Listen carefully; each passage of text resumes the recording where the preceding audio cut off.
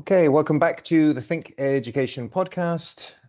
Chris Hill, joined as ever by Judith Lammy. And today we are delighted to be able to welcome a guest who, despite not being Welsh and having a most interesting experience outside, we still managed, or at least Judith still managed to sort of psychologically will it into being that we have another guest. And I mean, at this time of recording, our guest is sitting in Wales, so we are well and clearly within that line. Dr. Paula Sanderson, who I've been aware of now for quite a while, and have read her work with great interest. She's the Chief Operating Officer and University Secretary, which sound two very, very different things in one line. And I always wonder, I will ask whether or not, because if I was ever a COO, my business card would just be the picture of a pigeon, because I want to be a coup. Oh. And no COO I've ever met, because they're all very serious professional people, has ever said that's a real thing. But in my head, that's where I would go. But yeah, Paula's COO and University Secretary at Cardiff University. Tremendous amount of experience of senior leadership in higher education. I'm going to try and read some of these out, but it's an awfully long list, which I think rivals Judith's. Managing Director at Falmouth Exeter Plus, Chief Operating Officer at Queen Mary, University of London and SOAS, University of London. Before that, COO and Registrar at University of Reading, Malaysia. So again, we have an intersection into there. And Director of Central Services at the University of Sydney Libraries. So we've also had librarians on and conversations accordingly. Paula completed her DBA in Higher Education Management at the University of Bath, where she focused on inclusive development and decoloniality in the internationalization of the higher education sector. And for this, her thesis was awarded the Comparative and International Education Society Best Dissertation Award by the Higher Education Special Interest Group in 2024. And having read it, I absolutely concur. It was a fascinating and very insightful piece of work, which in many ways feels like, why haven't you contributed chapters to us before? Or why haven't we written with you before? Because your wealth of experience, your insights into the way of looking at international higher education, and indeed your wealth of practical experience. You know, there are few of us that have this kind of research and practical confluence, and so we are delighted to have you on the Think Education podcast. I managed to get through that more or less in one piece. So I'll now, because normally Judith does this bit, and then I was just going to say that. Usually I do that bit. Yeah, it's yeah, but there we are. So I'll now hand back to Judith to sort of ask the first question and sort of kick us off. But just to say welcome, Paula, and it's a pleasure to have you with us. You've called me out already because I know I have to do some writing and publish. You know, it's been a bit busy. Really? Why is that? What could you possibly have been doing other than setting up universities? Well, Paula, as well, yes, welcome. We're really delighted that you can join us. And now that we know you, and we know you formally, and you've been on the podcast, and we've mentioned the writing and the books, there's no escape from us, actually. We will hound you down. We know where you live. For me, you're just down the road. So no, I'm absolutely delighted that you're here to join us, and it would be good to hear, obviously, at a certain point, you know, about all of the exciting developments that are taking place at Cardiff, and definitely want to hear about those, and was fascinated to hear a little bit about them when I was at the UKI TNE conference just a month or so ago. So it would be really interesting to hear about that. But maybe just prior to that, what I was particularly interested to learn about, particularly through your writing and your DBA, was the intersection that you look at, particularly with regard to TNE and inclusivity, and you know that kind of role that overseas campuses can have. It's something that is a passion of mine, myself as well. I've very much got a view that can and should be what TNE is in any and all spaces. And I think sometimes for a variety of reasons that isn't always the case. So it would be excellent if you could just maybe tell us a little bit more about that, particularly then from that point of view, not least because, Paula, I think this might be something we might ask you to write about at some point in the future. And it's, like it's a massive, massive passion. So I don't think I'm hiding anything when I say I first started to think about researching TNE when I was, so I was working for the University of Reading in Malaysia, and I experienced on the ground those tensions, those tensions that actually probably predominated the early conversations about TNE. So inclusivity from the perspective of how can we situate ourselves in countries that potentially have different takes on LGBTQ plus rights or different approaches to gender, or where, certainly in Malaysia, where there are still racial differences in access. And I can just remember sitting and thinking, God, we could do this so much better. And when you're in a chief operating officer role, technically your accountabilities are to get everything structurally set up, working to make sure the operations of the institution are managed really well. And I don't think people had thought about how you can change what you're delivering through the way in which you operate, you engage, you motivate your staff, and you kind of connect the professional communities with the academic communities. And it's not that, I'm really proud of everything that we achieved when I was in Reading, but I think when you're actually in it, the tensions that we can read about feel so real every day, and you're making decisions every day. I can remember, publishing. I was then doing a master's with Melbourne. I can remember publishing around LGBTQ plus rights and writing about it, and people saying the ministry are going to be really angry with you. And actually quite the opposite. When you actually want to talk to people about the complexities of what it is to operate, people want to talk to us. They want to understand. They want to try and work and collaborate within their own cultural environment. And there's something for me about, in that really, truly, deeply critical space where we're challenged is a good place too. We should not naturally assume that we are always right. And real free speech and real critical thinking comes when you're willing to sit with people that you disagree with and have those respectful conversations. And actually, I think in TNE, I've managed to do that in every space in which I've worked. So places of real inclusivity, because we're talking about it, we're managing what might be some of those perceived barriers day to day. We're working with students and staff who are wanting to progress to a more inclusive society. And actually, it's a space where I think we make most traction and I've seen most impact. So yeah, I think there's lots of different. On inclusivity, you could explore so many different areas with TNE, couldn't you? How do we? I'm really interested in how TNE improves intercultural competence. And I think that's one of the strongest skills we can arm our students with as we enter this globalized space in which we're all working.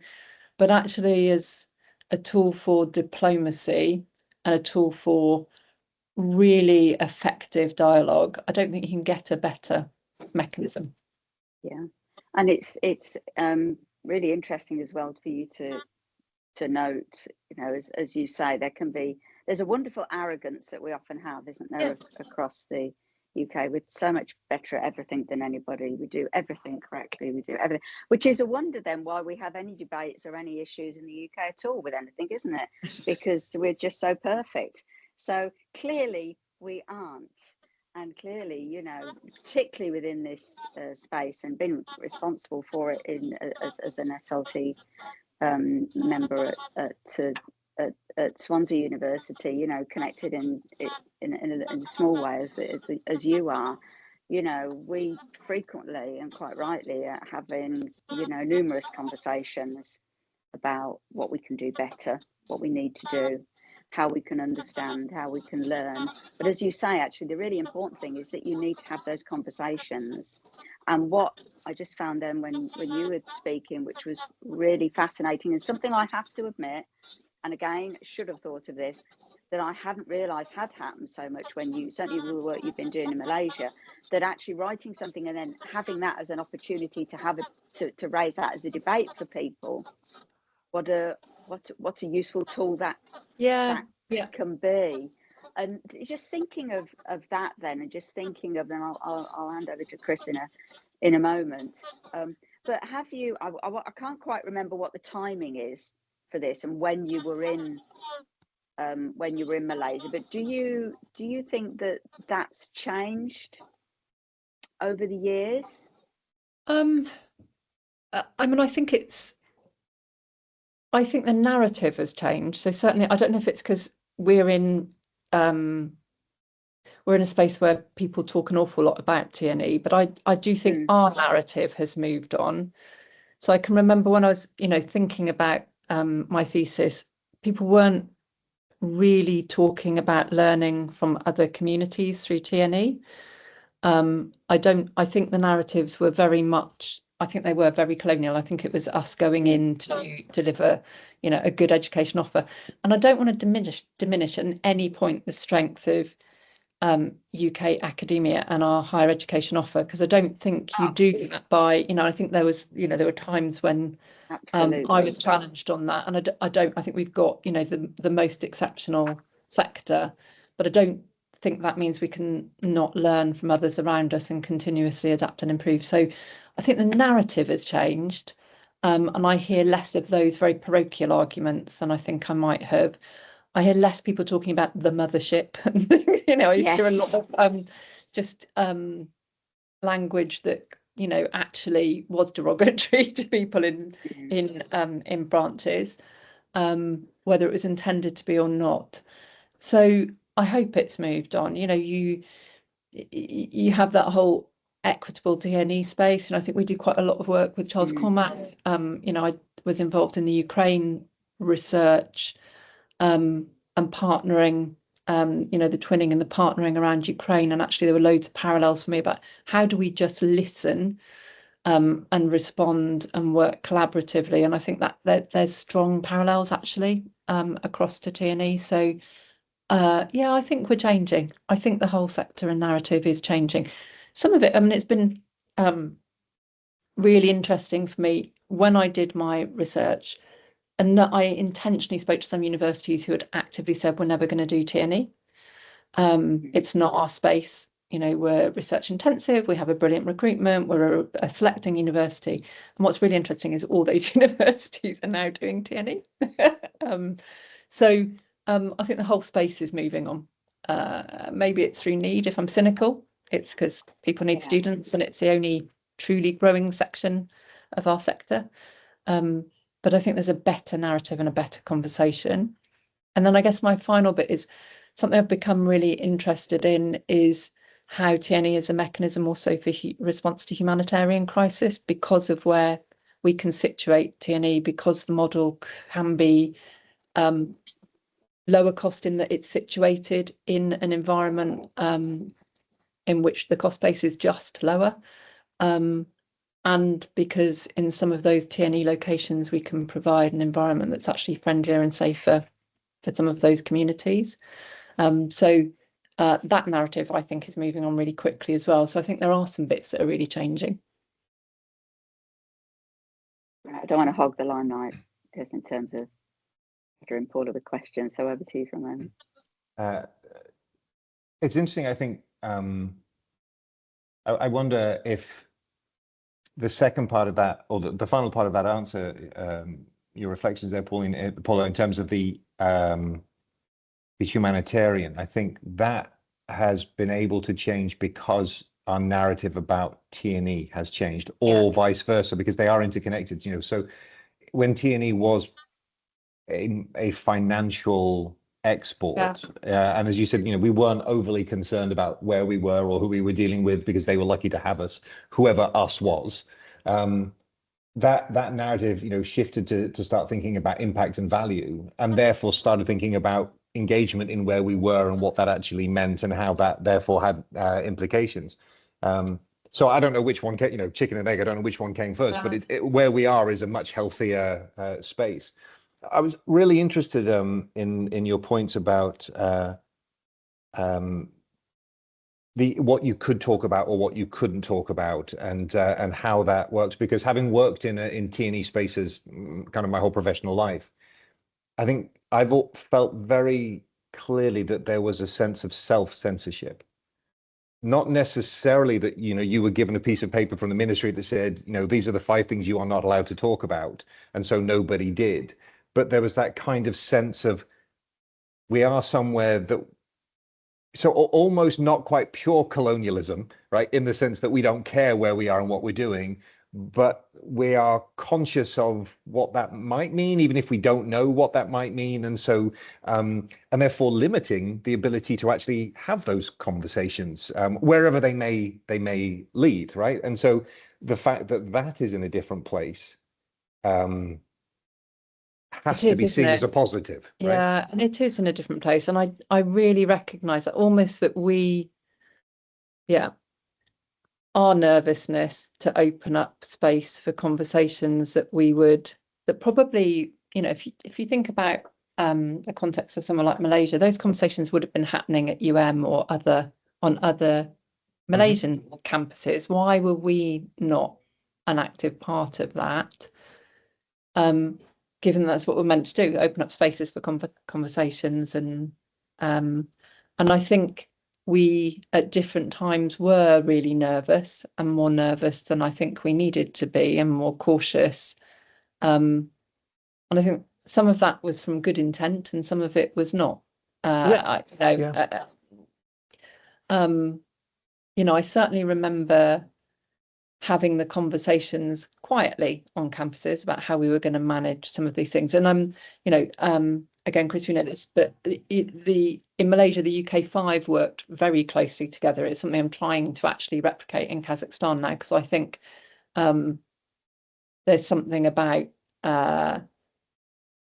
making sure that you are bringing value as a sector to a community, and not being seen to compete in a community, and that you're learning and sharing together. So not kind of clubbing together in a negative way, but just sharing good ideas and good practice, and actually making sure what you do is complementary rather than aggressively commercial. So I was really I was struck that in that group we would talk very openly about how we were managing complex situations, and then we would kind of self-censor a bit when we got outside. And that in itself is interesting, isn't it? And it's funny because you're saying about being a purely commercial thing, and yet that was the origin of most of the TNE, right? It's a case of the country wants the foreign providers, because particularly, as you said, in Malaysia there were racial issues in terms of access to education. So it fulfilled a very clear need, but it was very transactional. It was a case of, we want the degree because these people can pay for the degree and it strengthens the education sector, but we don't want the values and we don't want the identity of the university, which is something Judith and I have talked about and written about for the last however many years. And then there's that weird balance, which is, we're here to provide a degree service, but the value of our degree rests upon who we are and our identity. It's what we are, but we can't say. Who says we can't say? Do they say? Do we say? And then you get stuck in this, well, that nobody really knows. But as you said, I mean, I had those types of conversations at public universities in Malaysia with, Malaysian colleagues who were in medium to senior positions within the universities, and they were in kind of, those types of meetings. But as you say, when you kind of move outside of that, I don't know the extent to which it just was self-censorship. I think a lot of it was self-censorship. Yeah, I really do. Do you think there's an element though, and Chris and I talked about this a couple of weeks ago, and you touched upon it, Paula, when we were talking about why TNE, why do we go into this space? Why are people that have said we're never doing anything like this all of a sudden going, oh, hang on a minute, yes, we might? I mean, do you think there's an element to the fact that we weren't open about why we were doing it, that it was clear as to why potentially we were being asked to do it, but we weren't necessarily, I talk from the grand we here, but we let's say 10 or 15 or 20 years ago, the motivation of the deliverer of TNE going somewhere wasn't necessarily the same, or the goals weren't the same as the people there, and that is understandable, but that we didn't really sit down and talk about it in an open fashion. I just think that's the case. I don't know whether it is, but it's almost as though we were a little bit, I don't know whether we were embarrassed, whether we thought, oh, well, we can't say that we're doing this for any financial gain, because all of a sudden that won't be something. But instead of which, actually, what you should just do is be open about why you're doing something. Doesn't mean it can't be for some other reason as well. But also, I think it was at a time when there was a lot of narrative in the UK sector about the profit motive and how distasteful that was, and whether we were moving into moving from public good into, and so I think it kind of muddied with our identity at home as well. And I think probably that narrative has had to move on, and we've had to be much clearer, particularly at the moment, that ultimately the financials have to stack up. And all of us are making hard decisions around that. So I think there is an element of that. I think there's an element of we were embarrassed that we were there to make money. And I think the other bit is, of course, now we're still there to make money. We can't do it without income. But I think that the cynical side of me, and not actually, people who work in the sector are not in it to make money, are we? And that's the challenge. Yeah.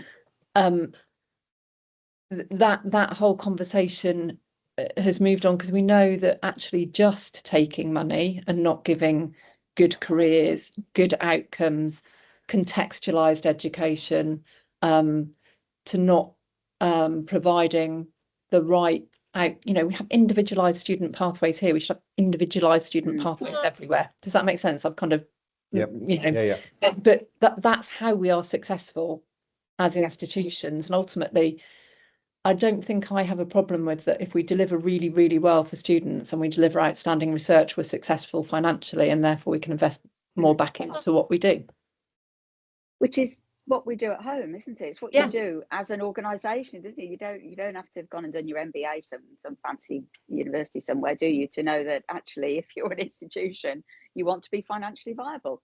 You need to pay your bills, and people need to get paid, and you want to provide the best experience for your staff and for your students and for your partners and for your stakeholders and everybody. And that's how it stacks up. That's where you want to do it, wherever you want to do it, don't you? Sometimes it seems very simple, doesn't it? But as you say, probably there was that a few years ago, or in that international space, and maybe it goes back to what you and Chris were just mentioning too, that people, we were almost a little bit too embarrassed to say that there, instead of which, why on earth would you be? That also our partners are in exactly the same position. And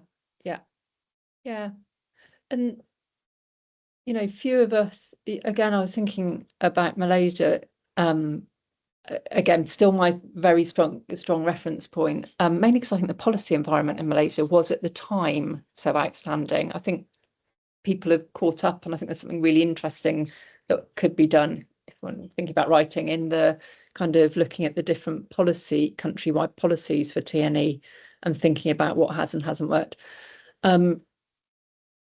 But sorry, I've lost my train of thought, Judith. I'd gone to writing some stuff on policy reviews there, which is in my head.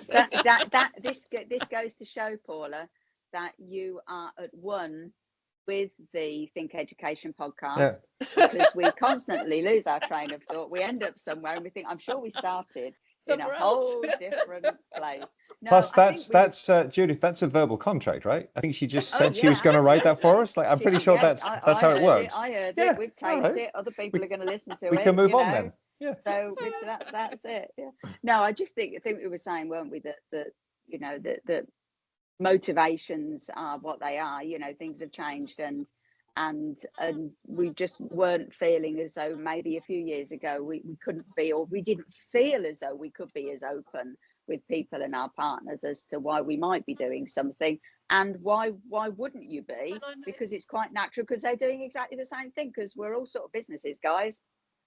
And that kind of leads me back to what I was thinking about, which was really, so you know, we were absolutely meeting the needs of the Malaysian population ministry and others in terms of providing access. So, you know, isn't that what we're about? Access. And for me, you know, access is a global phenomenon. It's not something we should sit at home and think about. Like the vast majority of us, you know, for higher education, you know, certainly for me, social mobility, it's the only thing that really creates social mobility that I can see that has a lasting and powerful effect. And that should be a global phenomenon. That shouldn't be something we keep in one space. So we were helping meet the needs of the country. Why is it not okay that we were also meeting the needs of our institutions as well? I think that's fine, isn't it?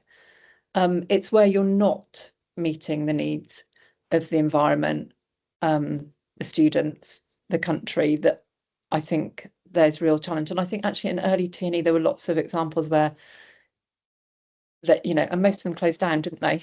where we weren't doing that, because students will follow what they need and the demand that they want. And you know, again, I think about some of the China examples and not providing good contextual employability options for students and things like that. You know, it will just fail, won't it?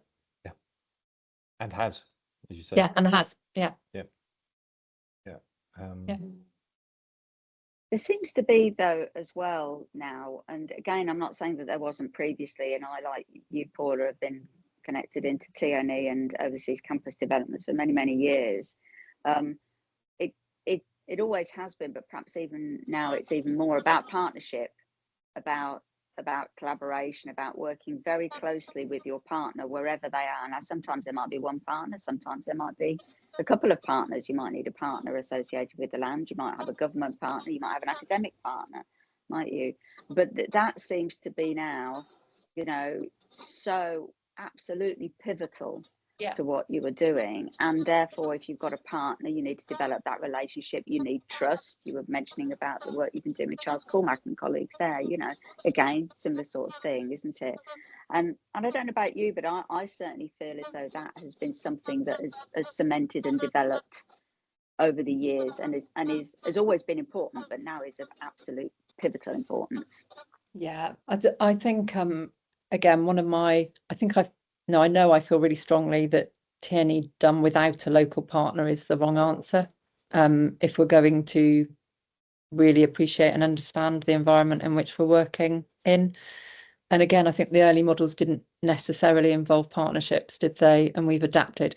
So I started again to think it's really, I was looking at the aggregate offshore record data the other day just to see what people were doing, because I like going in and being nosy and trying to analyse the data. I think actually a swathe of things called partnerships or a swathe of things called branch campuses isn't really helpful for us anymore. There's almost a new categorisation that we need. Absolutely. Yeah, the classification just doesn't fit for the evolving space, does it? I don't think I'd ever morally go into a TNE endeavour that didn't involve a local partner again. So I'm thinking now, actually, our Cardiff, Kazakhstan campus, which I am, you know, ridiculously proud of the team for delivering, and by team I mean the partner and the team in Cardiff. It's a campus we stood up in 12 months. So from the first conversation to the campus being up, operating, and an intake of 316 students, which I want to boldly say is one of the biggest first intakes I've seen. It took 12 months. Monumental effort, and it only worked because we literally clicked with our partners immediately. The ethical connection, the ambition. Actually, there's something which we talk about an awful lot about the connection between Wales and Kazakhstan, two countries that are both reclaiming their identities, both reclaiming their languages, both deeply proud of their culture and their heritage and their history, that has made us connect and understand. And there's very few difficult debates or conversations. When they are, they're deeply respectful. But the partner in that sense, I'm not sure I've ever been in a partnership that's quite as powerful, as strong, and as well connected, and so clear about what we're bringing and what they're bringing. And that's why I would say that's why we were successful. So the investment in that partnership is absolutely fundamental.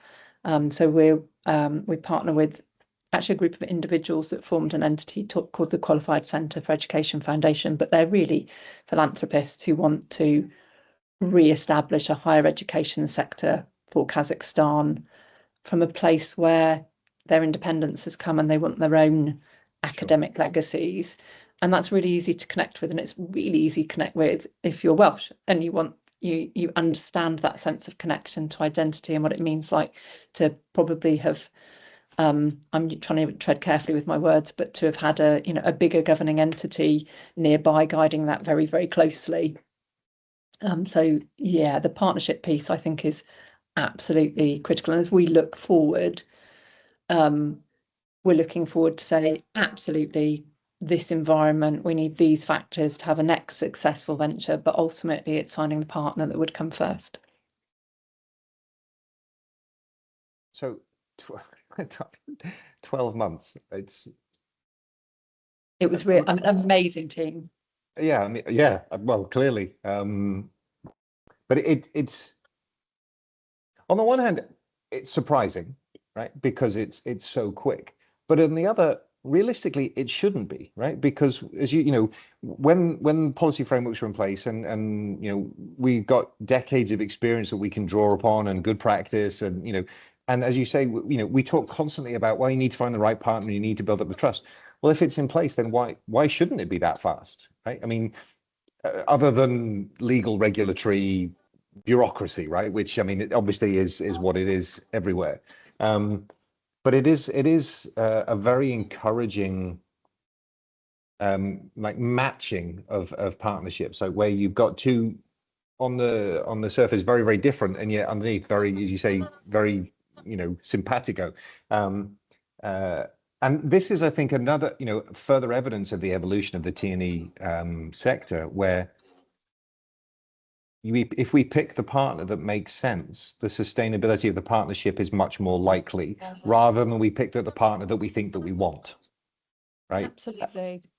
We now talk about, so we're now moving to a place where we're in a temporary building, as most people are when they first start. Sure. So a very, very beautiful temporary building.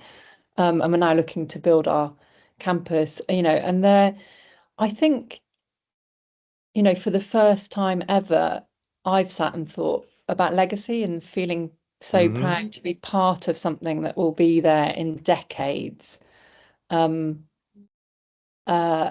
With people who really want this to be right for generations of Kazakhstan children, and and want Kazakhstan to be a place where other people come because they're so proud of what they have to offer.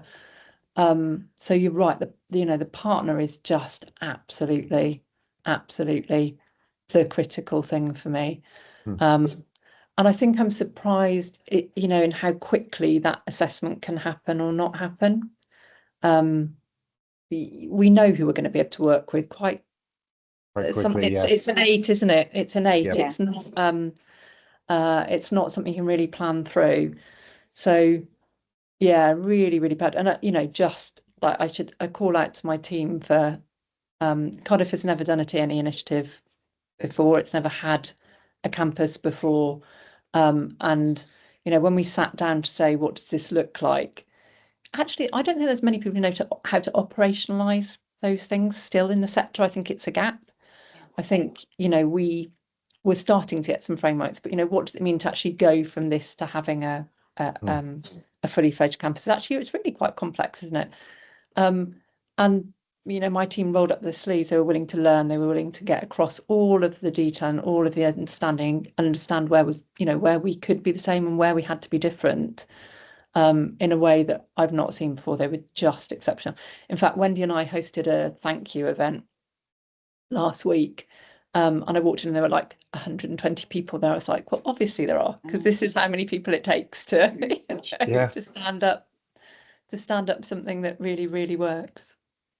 And sometimes I suppose that is that can be the challenge in terms of time, can't it? In that it isn't isn't just about what you might do out there in terms of what you need to do, which is also complex. It's what you need to do to bring people with you in the institution that you're placed in. We've all been in various other institutions as well, haven't we? And even if people really want it to happen for whatever reason, you know, maybe they've been involved in things in the past so they understand it, maybe they don't, or they haven't, but they can see the opportunity, and they, you know, so you will have had to have had those conversations with people so that people understand that, won't you? But I suppose sometimes, depending on where you are and who you're talking to, you know, bringing your academic and your professional service community along with you, as well as those that obviously need to help you do it, is an exciting and rewarding thing to do, but also brings its own challenges as well. And really hard at the minute, isn't it? So if we're really candid, we're at a time when most of our institutions are making significant cuts, and have to, and yet there's a growth opportunity, but it's not here. And that's a really hard conversation to have with people. And that's been definitely the hardest conversation. But actually, you know, the majority of people, and even if people, back to what you can say publicly and what you can't, you know, even if people struggled publicly over the last year to say to me, this is a great idea, most people in the coffee queue would say, this is amazing.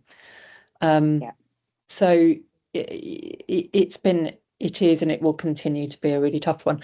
The only other thing I want to say about Kazakhstan is and again, this is where I think about policy review, and I think back to Malaysia, when I think, you know, the blueprint ends this year. I think the original blueprint for higher education ran to 2025, but at the time it was for me, you know, absolutely cutting edge in terms of what policies were being introduced to make Malaysia a hub. Kazakhstan's policy environment is not formally documented in the same way, but is more agile. And so literally, I can pick up the phone to the minister and I can say, I am struggling with this, and it is resolved. So there isn't bureaucracy. That's what made it move so quickly. There's a really logical, the legal framework say this, okay, but how are we interpreting that? How can we? Let's have a really good conversation with the Parliament. Let's take it forward. Let's have a think about how we can make this work in a way that I've never come across before.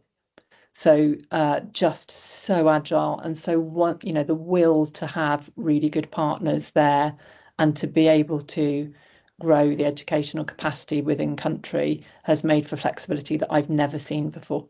I'm just looking at their as typical, the door's just been knocked. I'm just looking at their new visa immigration policies, as we battle visa immigration and access for international students here. It is absolutely fundamentally going to shift access to Kazakhstan in a way that I haven't seen. So that's just being published and firmed up at the minute. But incredible. And I think it's interesting too. I mean, I suppose we probably need to start to bring this particular discussion, although we'll have many others, I know, Paula, and you've already said you're going to do a chapter on our next book, so there you go. It's all out there in the environment, and Chris will make sure he puts it in the write-up as well when we're doing the thing for LinkedIn. So, hold me to account. So we would definitely do that. But it is interesting though, with what you mentioned there, and particularly when you look at the policy landscape, but the changes that you can affect when you're in an environment as well where, you know, you've I'm not saying it's small by any stretch of the imagination, but let's say it's smaller, of course, yeah, than some other areas. I mean, India is now the very obvious one, isn't it, where you've got lots and lots of people going in, where there have been changes clearly there, many changes. That's why people are going, because of the NEP, which most of us have been waiting for the last 10 or 15 or more years. But could you affect change or get things done as swiftly there? No. Well, no, you couldn't, could you? It's quite simple to say no, isn't it? So you need it anchored then in you know, you need the policy then to become actual policy, don't you? You need changes. You need changes that the government need to make in order for you to help, you know, develop what you need to develop. But you need to have that conversation, don't you, at one point? And the fact that you can pick up a phone and have a conversation with somebody just accelerates something, you know, 50-fold, I would have thought. Yeah, I mean, colleagues who've worked in Kazakhstan will know Minister Saisat Nurbeck, because he will have actively been involved in every single conversation. You know, I remember the first day when I looked at the phone and it was him ringing, I was a bit like, that's it. And just to say something's stuck and it's because you didn't do X. And so you solve it immediately and then you move on to the next point. You know, that will to change and to innovate has been incredible. But also, I guess, you know, in India, you have all of the different regional nuances, which just that's complexity, isn't it? And you're working through regional as well as national bodies, which actually for Kazakhstan has not been the case. You know, I do look at India. Actually, I've started to say I'm looking at Indonesia because I like to think about what's coming next. And so I think that's something we don't do very well in our international policy spaces. We're focused on what's coming at us. And actually, I think what's happening in Indonesia, what's happening in the Philippines, what are the other spaces where there's going to be a need for education partnerships? Yeah, so I'm almost thinking, keep looking further ahead and engage. And in a way where the policy landscape's starting to catch up with it, isn't it? That's always been the challenge with Indonesia, hasn't it? I remember going there a number of years myself, where the need was there and people were like, please, can we work together to do X? And we're saying, yes, but you really need to get this sorted out, because otherwise we simply can't. You know, at the moment, you want us to do it, but you're not enabling any of it to happen. That seems now to be, I mean, but it takes time, doesn't it? It takes time for that to happen. And sometimes I've always felt a bit for Indonesia. You know, they're right next to Malaysia, both massive great areas, of course, but then people will look and go, well, yeah, but you know, look, Malaysia's done it, so why can't you just have a similar system there? And it's like, you know, serious time. It has to be right for yeah, absolutely. But it's going to be an interesting space to watch. The policy stuff in both, you know, Indonesia, I think, and the Philippines is starting to shift again. So I'm watching. So I'm starting to see a nice sort of chapter theme emerging here for what we have in the past, for what we've got at the moment. Where we're going. Case study that we can have on Kazakhstan here, to what there might be in the future. Let's do it. In the future. There you are. Let's do it. Love that. Yeah, I mean, it's not an area that we particularly talk about, right, much yet.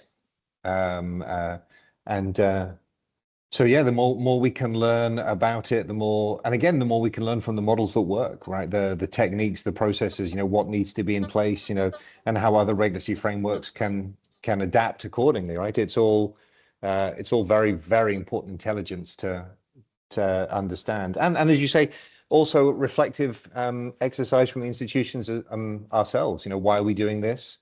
You know, be transparent about it, gain what we can gain and give what we can give. And you know, if the goal is sustainability and the goal is, you know, building it, then let's be honest about that.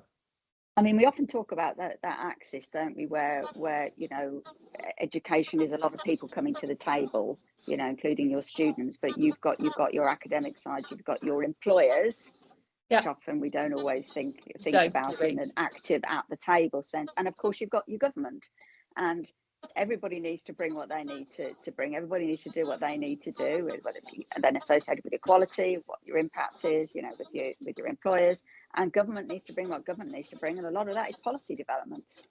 Yeah, we could definitely learn by watching, I would say, other spaces. 100% around agility and you know, the strength of your higher education sector. Yeah. Who'd have thought that within the whole world of international transnational education, being aware of other people and other ideas and recognizing spaces would be useful? You heard it here Somebody should have first. thought of that before, right? That clearly Yeah. that seems like a good idea. Well, hey, I mean, we appreciate you sharing our space with us. I've loved it. I've loved it. And we hope to have you back again. I know there's been conversations possibly about being able to invite the minister on as well, and to hear that perspective as well, I think would be fascinating. And yeah, we look forward to dragooning you into writing stuff, and then indeed to reading the stuff that you write. So that will be fascinating. And then see if we can get you together with Stephanie from Dubai to talk about this coloniality and decoloniality. She does a tremendous amount of work in the language teaching, and I think that would be something we need to set up a panel of experts and just let you guys have a fun conversation. So, but the thank you. Language space, absolutely, right. Really, the next frontier, isn't it, that we are able to really change and shape TNE, and the interface with digital technologies and how we could embrace and connect and not be as colonial in our use of language, I think is a really interesting space. Yeah, so we will see what we can do about that. But thank you again. Thank you very much for joining us and for all the insight. Judith, are you going to ask the last question? No, you do it this time. You do it this time. So because TNE involves travel, sometimes in our own head and sometimes actual physical, one of the things we've been question. Get ready, Paula. No, it starts out a lot more highbrow than it's going to end up in. But actually, in terms of space, in terms of connections, in terms of identity, I suppose, almost in a way, we're always interested in when people travel and they're away from whatever home is or however home is defined. Is there a particular meal, a particular, I mean, it doesn't even have to be a full meal, like a particular thing? Oh, no, I've got it. Laksa. There you go. Really good laksa. That's it for me. Yeah. Wow. Okay. Or, bizarrely, sushi in Kazakhstan. No sea, no nothing. Best sushi I've had in my life. There we go. Ooh. Wow. Ooh. You see, food, I didn't have to hesitate. On this stuff. I wasn't expecting either of those two answers. No. Well, you see, we never get what we expect on here. We've had milk chocolate digestive biscuits. Oh, somebody in the past. We've had, all these different. Yeah. That might have just been us. Laksa and that's probably just me sitting here with a cup of tea having a digestive biscuit. But and sushi in Kazakhstan. Well, you heard it here first, folks. Wonderful. Amazing. Okay. All right. Well, I don't know what to say to that, but that's definitely the title of the episode, Sushi in Kazakhstan. I mean, I think that's a given. Written for us. Brilliant to talk to you both. Thank you very much. Okay.